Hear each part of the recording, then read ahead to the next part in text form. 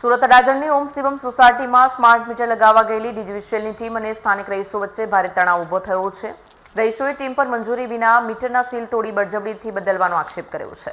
સુરત અડાજણની ઓમ શિવમ સોસાયટીમાં smart meter લગાવવા ગયેલી ડીજીવીસીએલની ટીમ અને સ્થાનિક રહીશો વચ્ચે ભારે તણાવ ઊભો થયો છે। સ્માર્ટ મીટર બદલવાની કાર્યવાહી દરમિયાન સ્થાનિકોએ વાંધો ઉઠાવ્યો। રહીશોનું કહેવું છે કે કંપનીએ કોઈ પૂર્વ સૂચના અથવા સંમતિ વિના જૂના મીટરના સીલ તોડી નાખ્યા।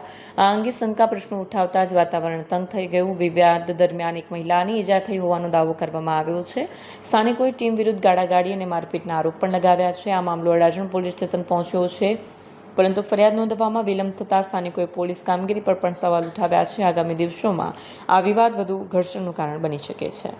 મારું નામ મીનાક્ષીબેન છોટુભાઈ સોલંકી, મારી ઉંમર છે 52 વર્ષ અને મારું રહેવાનું છે અડાજણ ઓમ શિવમ કોઓપરેટિવ હાઉસિંગ સોસાયટી। હું એમાં HG3-4 નંબરમાં રહું છું અને હું પોતે લોન્ડ્રીનો ધંધો કરું છું। મારા વહુનો ફોન આવ્યો 2 વાગે કે આપણા સોસાયટીમાં સ્માર્ટ મીટર ચેન્જ કરવા માટે આવ્યા છે।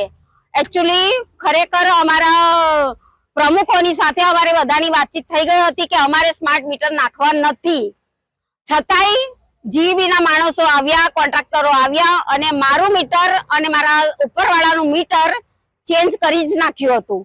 મેં જીબી વાળા સરને કીધું કે આ મીટર જે ચેન્જ કર્યું છે મને સ્માર્ટ મીટર મારી પરમિશન વગર તમે નાખ્યું કેમ, મને મારું જૂનું મીટર મને ફરીથી નાખી આપો।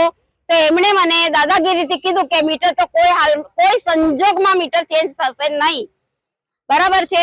અને અમારું નહીં માન્યું, સોસાયટીની લેડીઝો સાથે ગમે તેમ અભદ્ર વર્તન કર્યું અને ગમે તેમ લેડીઝોના સાથે વાતો કરી અને ધક્કામુક્કી કરી, ઝાપટ મારી છે। એક બેનને હાથમાં ફ્રેક્ચર થયું છે। આટલું બધું થયા છતાં પણ જીબીના માણસો અમારા ઉપર હસે છે અને ગમે તેમ ગાળો બોલે છે।